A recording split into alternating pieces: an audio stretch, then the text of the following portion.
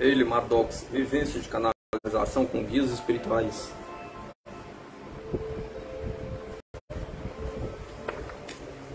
Magistério com D'Artaman. A voz de D'Artaman nas fitas cassetes que me enviou semanas antes me levará às lágrimas. O motivo não eram as informações dadas, que estavam em extrema consonância com a sabedoria que eu ouvira de muitas fontes canalizadas.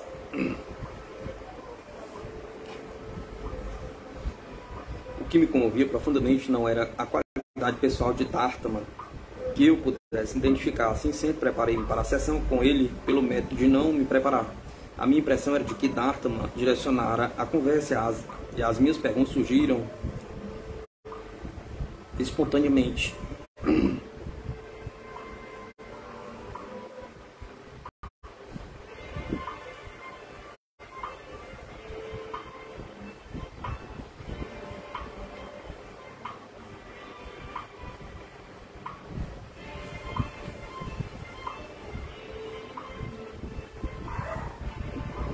Lee acomodou-se confortavelmente, de pernas cruzadas em uma poltrona estofada da sala de visitas. Entrou em estado meditativo. A respiração assumiu um ritmo lento e constante e os ombros se curvaram. A cabeça começou a tombar para frente após 1 ou 2 minutos. E eu soube que ela não estava mais lá. Por um momento, preocupou-me que o corpo de Lee pudesse se desequilibrar e cair. Mas D'Artaman logo assumiu o controle. A atenção retornou ao corpo quando ela ergueu a cabeça, depois a sacudiu de um lado para o outro, como se tentasse se orientar. Então abriu os olhos, me fitou e perguntou: como você vai passando ultimamente? Não está maravilhosa? Perguntou. E melhorando cada dia mais. Respondi sem hesitação. A energia de D'Artaman penetrava em mim como um raio de amor e eu não senti o menor medo. Mas ainda cometo muitos erros. Não são erros, corrigiu-me D'Artaman gentilmente. São lições bem aprendidas. Você não está maravilhosa? Pergunta. Não está perfeito? Não está uma perfeição? Pergunta. Perfeição após um ano como o último? Pergunta. Sabiamente permaneci calado e eu deixei prosseguir. Você e eu estivemos juntos muitas vezes no passado, disse D'Artaman. Conhece a terra chamada Egito? Perguntou. Já estivemos juntos lá, mas eu era um escravo. Tive uma existência muito curta, que nem vale a pena mencionar. Sim, senti um aperto no coração. O que fui, por acaso, maltratei? Perguntava. De modo algum, tranquilizei-me. De modo algum, tranquilizou-me D'Artaman. Na verdade, realmente me ajudou de todas as maneiras a fugir, e é por este motivo que nos reunimos e conectamos mais uma vez. A declaração de D'Artaman evocava uma verdade profunda dentro de mim. Conscientemente, claro. Eu não guardava nenhuma lembrança deste acontecimento de uma vida passada, nem era algo que se pudesse provar, mas a memória da alma vibrava ao ouvir D'Artaman falar sobre aquela época. E isso explicava porque eu reconheci em um nível profundo de júbilo quando ouvi 2 fitas pela primeira vez. Então as suas experiências no plano terreno não foram muito agradáveis, disse eu. Nem um pouco. E é por essa razão que não desejo voltar à Terra. Já passei por muitas coisas feias. Entidade, já vi tudo isso. Assim sendo, não mais constitui novidade para mim. Nada mais constitui novidade para mim. Sabia que muitas entidades que estão sendo canalizadas na época atual não conseguem suportar a feiura do mundo do jeito que é. E, portanto, conservam fechados os olhos físicos. Você está no corpo de Lee, tanto quanto ela está ou esteve, indaguei. Certamente. Preciso experimentar este corpo com frequência, isto é muito difícil. Quando olha para mim, está vendo o meu corpo físico? Perguntei. Os olhos de D'Artaman eram muito penetrantes e pareciam enxergar através de mim. Eu estou buscando tudo isso. A sua alma espiritual e aquilo que é você, respondeu D'Artaman. Ele estava lendo os meus pensamentos à medida que estes se registravam por mais nos meus corpos mental e emocional. Entretanto, isso não me aborreceria porque sentia uma confiança inata nele. Mas está usando os olhos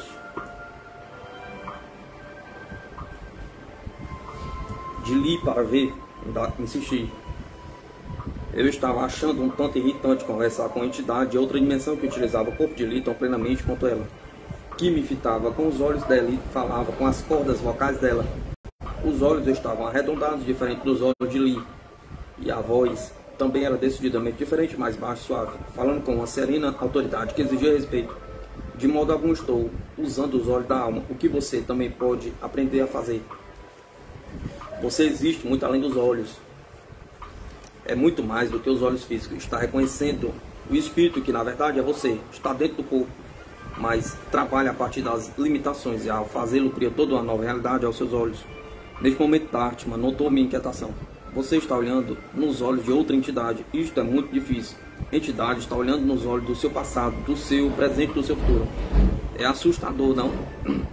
Vai se lembrar de muitas épocas e de muitas a partir daí. Eu não estava encarando a intemporalidade, a eternidade de minha própria alma. Não era de admirar que o meu jeito articulado de conversar falasse ao me dar um branco. A sensação era surrealista. Foi a sua bondade e sinceridade que deram início a este projeto. Como diz um expose, pergunta, indagou Dharma. Você está pondo a nu que sempre tem acontecido e que a humanidade estava por demais mergulhada na escuridão para perceber. A palavra expose é dura.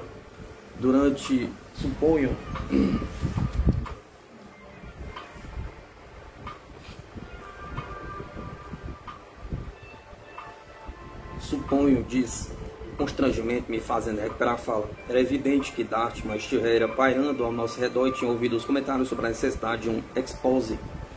É tão somente um acender da luz, é viajar pelo centro da estrada através da bondade, não da raiva. E você manterá aquilo que deseja. É a dor, a lembrança da mágoa que sofreu, que está na hora de esquecer isso. Foi inacreditavelmente doloroso, disse eu, e contudo estou feliz por ter passado por aquilo.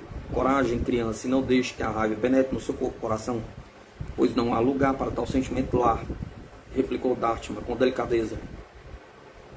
Pense em todas as entidades que lhe causaram dor, estas lhe ofertaram a maldade de todas, a dádiva da compreensão e do conhecimento, a dádiva do seu próprio progresso. Ame-as e lhe seja grato, e fique longe delas. Eu amo aquelas pessoas, murmurei com voz trêmula. Agora está seguindo seu próprio caminho, aquilo acabou separe-se delas com amor, compreensão e gratidão por terem tido a boa sorte de servir de instrumento para lhe ensinar tais maravilhas. Dharma fez uma pausa, depois se entregou à reminiscência. É difícil, eu sei, eu me lembro. Não havia o menor sinal de menosprezo para com o processo pela qual eu estava passando. A solidariedade de Dharma brotava em sua própria reserva de experiências humanas. Seus conselhos também provinham da visão panorâmica dos propósitos superiores envolvidos. Sabia que as coisas pelas quais passou resultaram as suas próprias decisões e opções. Como poderia conhecer a bondade de compartilhar com outros se não fosse o fato de sofrimento que carregou? Pergunta. Então veja bem, junto com a dor veio a grandeza, o conhecimento, a capacidade de auxiliar outras pessoas que, como se costuma dizer, estarão na sua pele.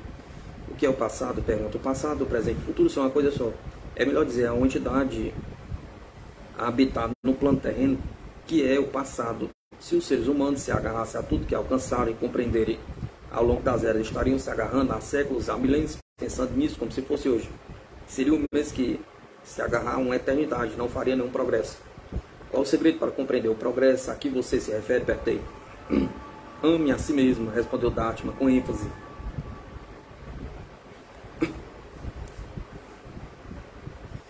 Se a humanidade não cuidar de si própria com carinho e compreender sua grandeza, então nunca iniciará a jornada rumo à perfeição que está buscando. É impossível alguém amar a si próprio quando não ama seu semelhante. E é impossível amar seu semelhante quando não ama a si próprio. As duas coisas seguem de mãos dadas e a humanidade sufoca entre ambas. Qual seria um exemplo de amor próprio? Perguntei. O amor próprio era um conceito muito falado, também muito mal interpretado. É quando o homem ama a si mesmo, que não tem necessidade de ver alguém mais em uma posição de poder, pois nem de acreditar que outra entidade pode torná-lo feliz, pois não há outra entidade neste mundo com a capacidade de torná-lo feliz ou infeliz. É o modo como se sente a respeito de si mesmo que criará isto. Contudo, é árvore veneranda que se ergue altaneira e não depende de nada, nem de você, nem de mim, nem de mais ninguém além de Deus para existir e fornecer sombra. Isto é amor próprio. E é assim que a humanidade pode se manter quando se é entidade independente, se está livre para amar os outros. Como alguém poderia iniciar conscientemente um programa de amor próprio? Indaguei, voltando aos anos passados em grupos de estudo, aulas e programas de autoperfeição de muitos tipos. Você tem alguma chama? Você tem o que chamam de peça refletora? Perguntou Dharma. Sim, um espelho, respondi. Certamente, se um indivíduo fosse preparar uma lista de todas as coisas maravilhosas que sente pelo mais respeitado personagem que conhece, anotasse tudo em um pedaço de papel e se postasse diante desta peça, olhando nos seus próprios olhos e repetindo todas aquelas coisas inclusas nesta lista, estaria contando a seu espírito o que já é, pois aquelas coisas não são reconhecidas em mais ninguém, a não ser que esteja presente no eu. Então o eu espiritual vai captá-las e se transformarão na sua realidade. Nesse ponto, Dharma acrescentou um aviso. Nas etapas para alcançar o amor próprio, lembre-se de que a compaixão para com os outros é a verdade. É uma verdade ou necessidade. Lembre-se de que todas as vezes que uma entidade vem e diz precisa de você, é seu dever e seu teste ajudá-lo de maneira que puder. Se não lhe for pedido, não será seu dever fazê-lo, só quando pedir. Caso contrário, compreenda que você estará tomando para si o que é o karma alheio. Se carregar esse fardo a outra entidade, então terá de passar por tudo aquilo de novo. Então, está dizendo que não devemos oferecer ajuda voluntariamente? Indaguei. Quando o indivíduo se adianta, ele diz: maravilhosa entidade, não sei o que fazer, está pedindo. Mas o fato de você emergir da luz e dizer vou ajudá-lo não é uma atitude arrogante e condescendente. Pressupondo que ela realmente precise do seu auxílio, pergunta. Quando na verdade ela podia ser um mestre e criar a própria realidade. O homem que surgiu quando o grupo de Gênie se achava reunido estava pedindo ajuda, mas não a recebeu. Disse eu. Isso não foi um teste para o grupo? Pergunta. Certamente.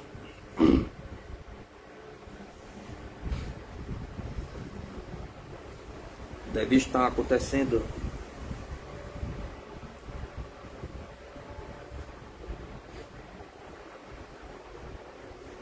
Deve estar acontecendo muitos testes por aí, comentei, recordando vários testes recentes da minha vida, nas quais não me saía exatamente bem. Certamente aquela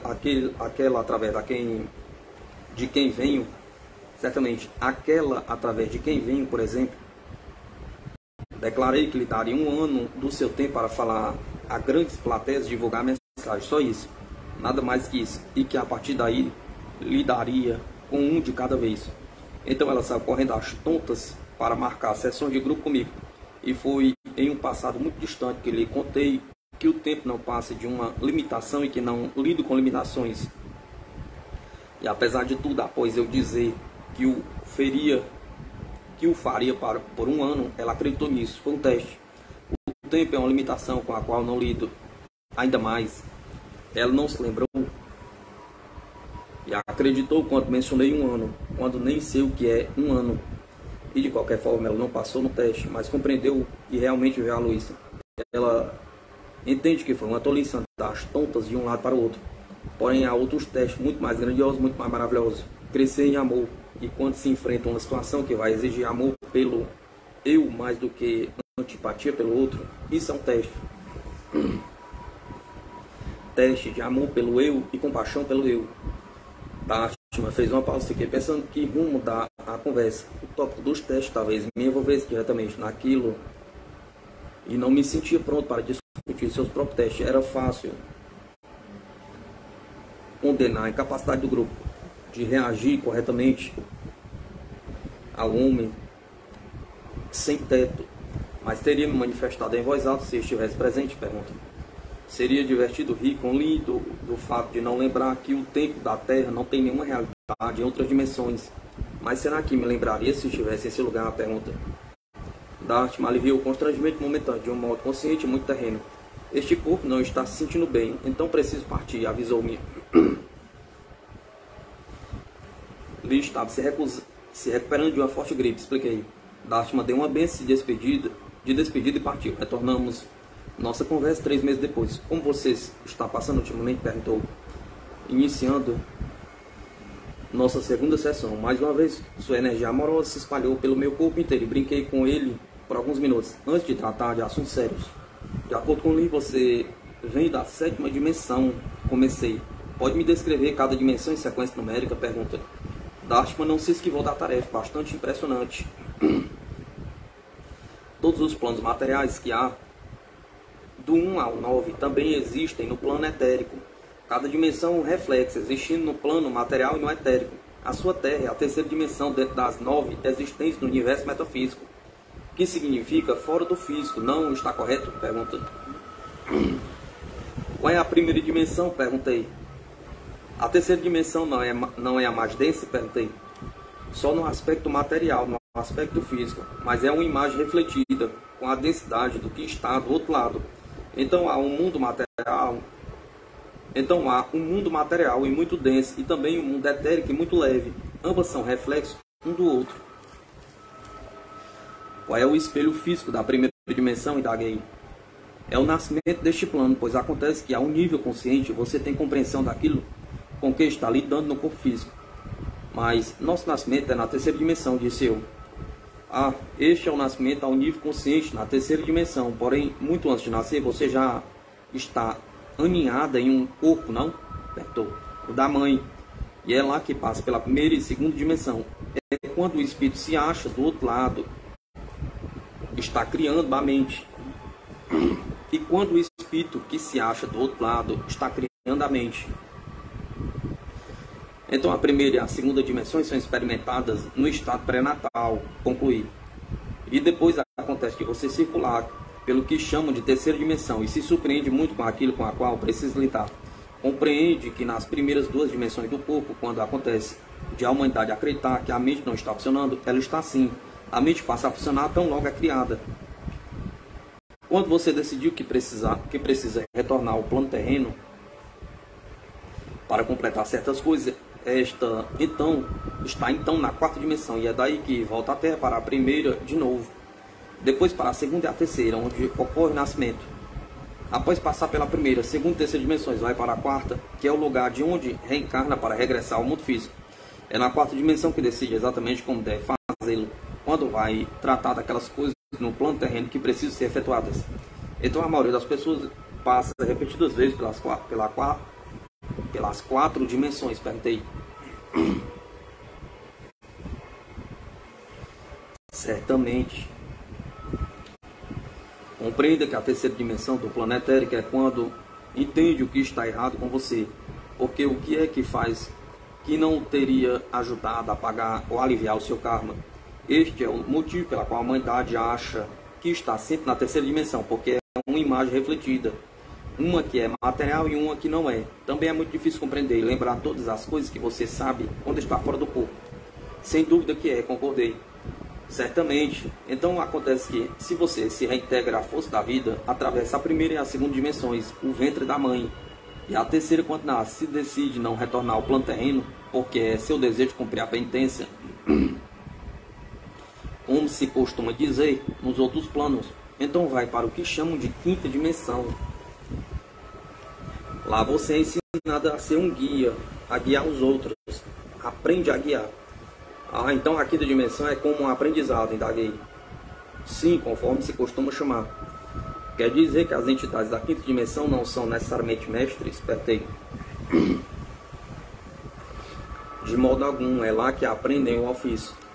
A compreensão deste fato penetrou em mim com um impacto enorme. A quinta dimensão não era necessariamente mais evoluída do que a terceira. Apenas tinha um propósito diferente no serviço à humanidade e uma visão panorâmica diferente. As fontes canalizadas e os guias da quinta dimensão não eram necessariamente mais evoluídos em termos espirituais do que as entidades da terceira com as quais falam e que aconselhavam, embora pudesse ser. Era possível comparar um guia ou uma fonte da quinta dimensão a um técnico de futebol que aconselha a partir de experiências e pontos de vista diferentes daquele jogador que concentra a atenção em marcar o gol. O atacante não pode controlar o campo inteiro e confia nos sinais do técnico.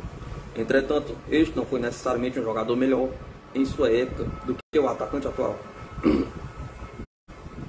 E não é infalível nas decisões que toma a partir da perspectiva do observador. O atacante precisa das informações do encorajamento do técnico, mas este não pode se envolver no jogo ou tomar decisões pelo jogador. Então qualquer um que prefere não voltar ao corpo físico pode ir para a quinta dimensão? Perguntei. Certamente. Está dizendo que as pessoas do quinto plano não são necessariamente mais evoluídas porque estão lá? Indaguei. isto é correto. A principal vantagem delas é a visão panorâmica, a capacidade de relatar aquilo pela qual passaram. Compreenda que um guia, conforme se costuma chamar, aqueles que são menos do que mestres, não sabem de tudo, mas ao guiarem os outros, estão aprendendo que são maravilhosos e que necessitam de ajuda para eles mesmos poderem aprender. E, por seu lado, estão sendo guiados, trabalhando sob supervisão, ter. Isso é correto. Enquanto se acham na quinta e sexta dimensão, estão sob a orientação de um mestre. O que é um mestre? Alguém como você, indaguei. Um mestre superou todas as coisas do plano físico, mas todas as coisas que pertencem aos outros planos etéricos.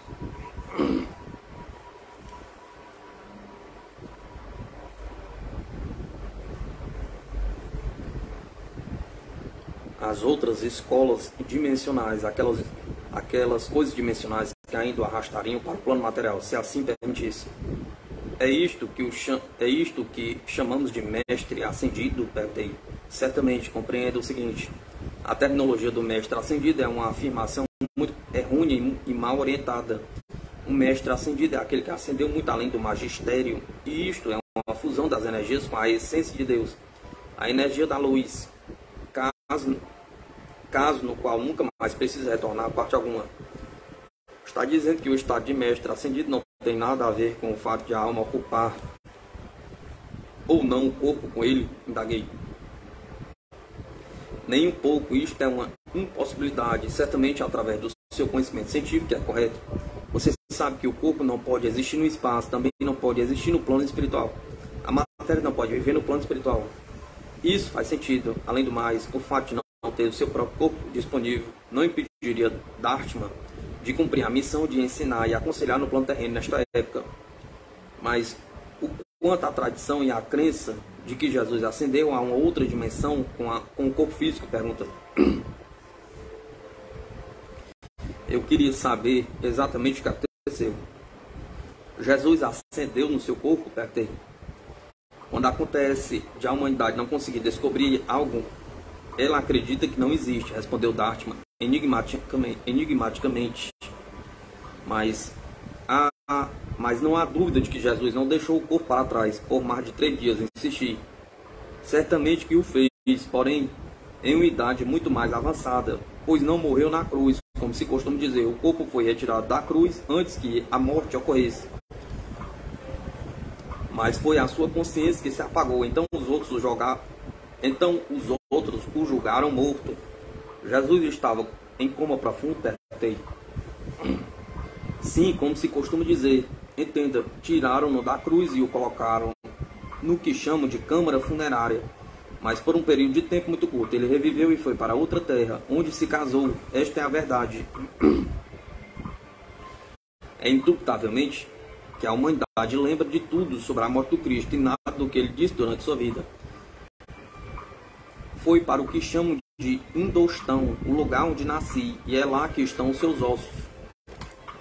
A comunidade cristã e metafísica compartilham a crença da ascensão corporal de Jesus Cristo. Eu não tinha certeza se queria abandonar aquela crença profundamente arraigada. A tradição metafísica aceita que o corpo físico pode ser transladado para um corpo leve, espiritual, e os anais de muitas tradições espirituais sugerem que muitas pessoas, além de Jesus, fizeram isso.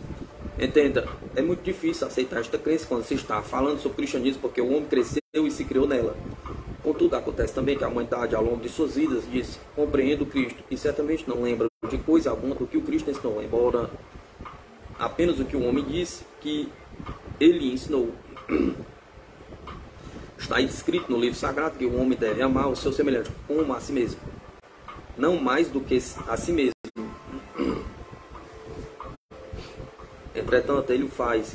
E o Mestre Jesus, quando estava no plano terreno, ensinou muitas coisas maravilhosas que a mente e o corpo humano podem fazer, e contudo não são aceitas. Dharma refutava gentilmente a ideia de uma ressurreição física e em outra dimensão. E em seu lugar apresentava uma perspectiva mais profunda sobre a cura. O ministério de Jesus enfatizava a cura nos níveis físico, mental, emocional e espiritual. Quando a crucificação quando a crucificação e mais certamente a espada do centurião lhe infligiu feridas mortais, ele demonstrou na prática a veracidade do que ensinou ao se curar. E por que não? Pergunta. Como mestre de todas as coisas neste plano físico e também como um ser crismado, Jesus certamente tinha a capacidade de curar as feridas mortais do seu corpo físico e continuar a viver nele. Se foi isto, de fato, que Jesus escolheu fazer, esta demonstração de cura não podia ser ainda mais relevante do que a perspectiva de levar um corpo físico a domínios nos quais não conseguiria existir e onde não seria necessário? Pergunta. Dartman estava salientando que o corpo físico não pode passar a outra dimensão, a fim de enfatizar a beleza e as oportunidades do plano físico. Além do mais, o plano terreno, que por si só é uma existência nova e sensível, está mortalmente crucificado pela poluição do homem. Não temos o poder de curar a terra e devolvê-la a um estado de vida equilibrado? Pergunta. Porém, uma mensagem era certa. Ao decidir se recuperar e retornar à vida física, Jesus reafirmou a beleza e o valor da vida na terra. Entenda, na época em que aconteceu de Cristo ser crucificado, é isto o que todos lembram, embora centenas de outros tivessem o mesmo fim. E não era próprio das autoridades governantes deixarem a plebe pensar que o Cristo crucificado pelo povo escapou. Então, guardaram o segredo e afirmaram que ele assumiu um corpo que ascendeu ao céu. Bem, e quanto ao sudário de Turim? Perguntei. Aquele sudário não comprova a explosão de energia. Aquele sudário não comprova a explosão de energia ao sair de um corpo que se transforma em um corpo leve? Pergunta. Certamente, é maravilhoso, não? Mas você conhece o que chamam de energia áurica? Pergunta. Sim, respondi. Um campo de energia eletromagnética que envolve um corpo vivo. Que seja, este foi o seu sudário, é aquilo no qual estava envolto. Mas era para libertar o corpo da caverna e trazê-lo à vida. O corpo estava vivo. Jesus estava envolto no sudário. Após saber que continuava vivo, indaguei. Certamente que os outros também acreditassem. Certamente que os outros talvez acreditassem que não estava vivo. A energia áurica era muito brilhante, maravilhosa, dominante como estava. Mas ninguém embrulhado vivo em um sudário deixaria marcas como aquelas, argumentei. Isto é porque ele tinha uma energia muito forte, como se costuma chamá-la, energia áurica, o suficiente para queimar o pano. Ele estava vivo, entidade, e não morreu naquela ocasião. Estava mais velho quando deixou o plano terreno.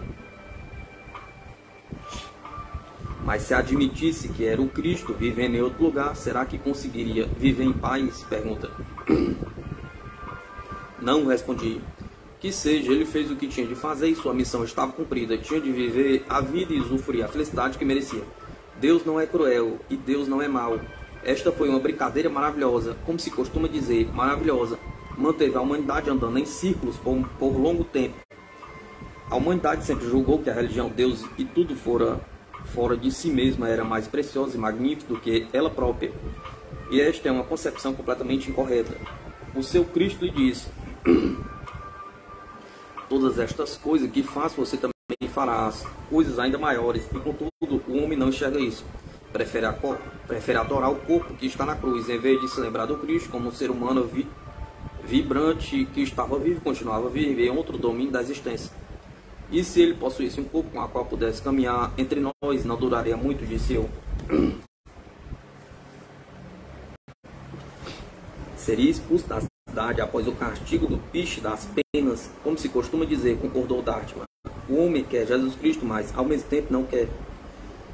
Ria ao ouvir Dartman mencionar uma punição comum nos tempos coloniais, na qual amarravam as pessoas a um pau após a cobrir de piche penas. Ele era um mestre do humor, bem como de todas as coisas do plano físico. Como um mestre da sétima dimensão, para o que está trabalhando. Como um mestre da sétima dimensão, para o que está trabalhando, indaguei a Dartman.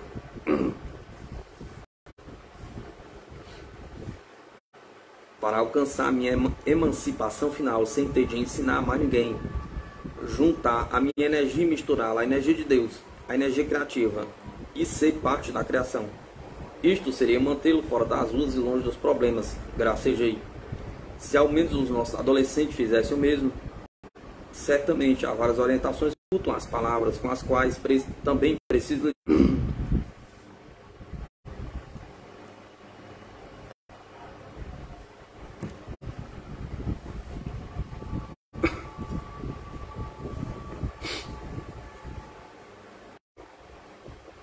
das cartas, isso não está correto?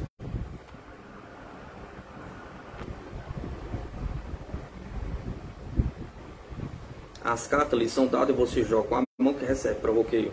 Que seja, às vezes é bastante penoso jogar esta mão. Costumo achar que estou fazendo o que preciso fazer e que faço pelos outros, mas de fato, entidade faz por mim mesmo, pois no meu próprio crescimento posso então manifestar minha vida como está e compreender que ela é exatamente como a sua, mas sem um corpo. É uma mistura de energia da fonte de onde provém, tal como é a sua fonte. Você me deu muito o que pensar no futuro, disse eu, imaginando por que eu escolheria a terceira dimensão, quando podia estar flutuando na quinta, e a outras pessoas devia ser moleza em comparação com a tarefa de entender a orientação que eu andara recebendo neste ano, refleti. Certamente você está fazendo isto agora, assim como muitas pessoas estão trabalhando para aprender a atingir este nível. Dharma fez uma pausa para me deixar assimilar as implicações de que acabava de dizer. Então assumi um estado de espírito brincalhão para chegar a um ponto que queria abordar. Você sentiria medo de mim se eu tivesse me levantado e caminhado aqui? Pergunta.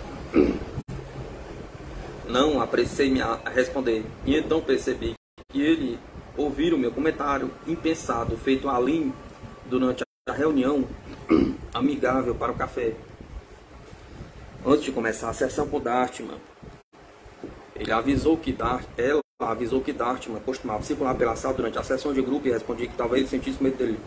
Se Dharma utilizasse o corpo de linha a ponto de andar por ali, em vez de apenas permanecer sentado, como a maioria das fontes canalizadas. Como alguém poderia sentir medo de um mestre? Pergunta. Como eu podia me sair dessa forma inteligente, mas era o meu pensamento, a qual Dharma provavelmente liria também. Você já viajou ao local onde estou, o que é o chamado de espírito dimensional do sétimo nível, e não me assustei com a sua presença? Isso não é maravilhoso? Pergunta. Você nunca devia ter experiências assustadoras. Passou por muitas coisas em sua existência, entidade, e não precisa temer nada. Compreenda que fui visitado por você, e quando eu recebi sua visita, você então se manifestou na sétima dimensão, o que é difícil para quem vive na densidade do plano terreno. Causou-me grande impacto e súbita compreensão o que Dharma estava dizendo. Os níveis do meu entendimento mudaram e percebi a bênção e o milagre que fora aquele último ano, a dádiva por mim recebida do isolamento da necessidade de me voltar para dentro de mim mesmo, a fim de sobreviver a perda reconhecida de uma empresa, uma revista e uma reputação profissional de amor e confiança me deram a oportunidade de trabalhar para me tornar mestre também.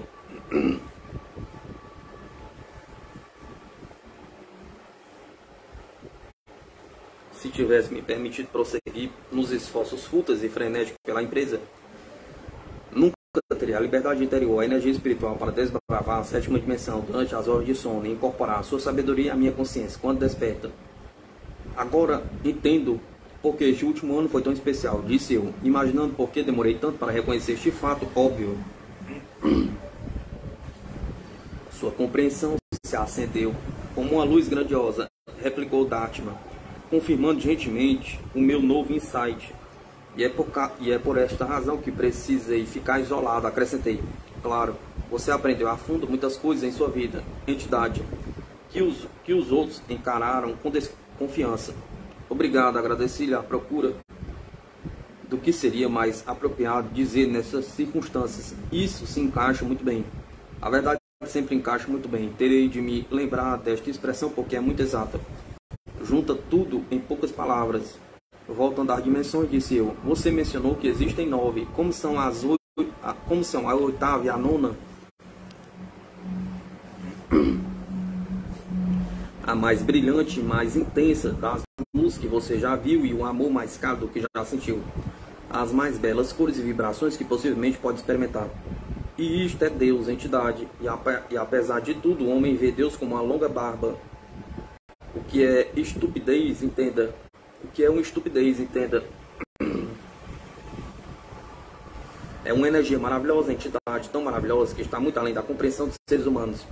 Você já sentiu essa energia? Perguntei a Dharma. Certamente, a cada dia do seu tempo tem um contato fugaz com o meu futuro. E o meu futuro é a fusão nesta energia. Sempre temos um contato fugaz com o nosso futuro.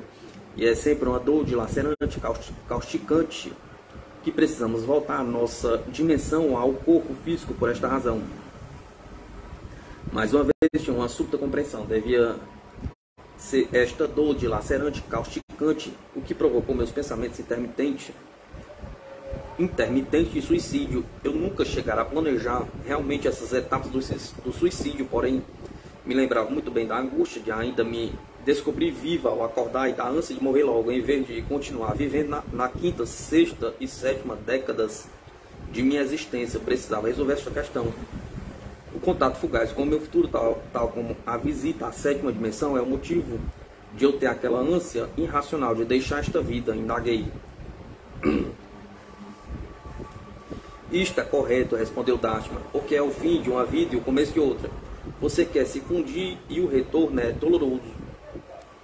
Imaginei quantas pessoas também estavam experimentando aquelas vagas ânsias de morrer, que no fundo também temiam admitir a atração pela palavra suicídio, tal como ocorreu comigo. E quão irônico era que pensamos de suicídio. E quão irônico era que pensamentos de suicídio com tanta frequência em sintonia de doença emocional, tal como o princípio fora o meu caso, também pudesse ser sinal de progresso espiritual, tal como também era o meu caso no momento. Neste conhecimento também me senti livre para sempre de quaisquer futuros contatos fugazes com a ideia de suicídio. Meu desejo era que os contatos fugazes com domínios mais elevados me mostrassem a alegria possível nesta vida. Mas meu desejo era aguardar com ansiedade a chegada das 3 ou 4 décadas que eu passaria simplesmente sendo feliz nessa existência. O tempo não existe, assegurou-me Dharma delicadamente. É tudo uma coisa só. Neste momento ele remexeu-se na poltrona inquieto.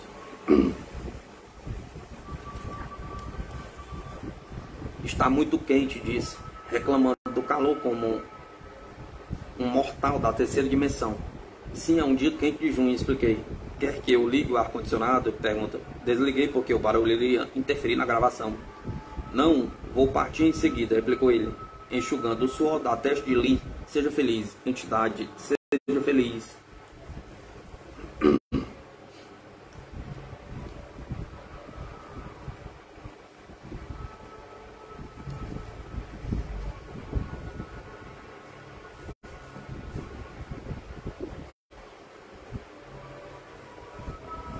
L. Maddox, vivência de canalização com guias espirituais.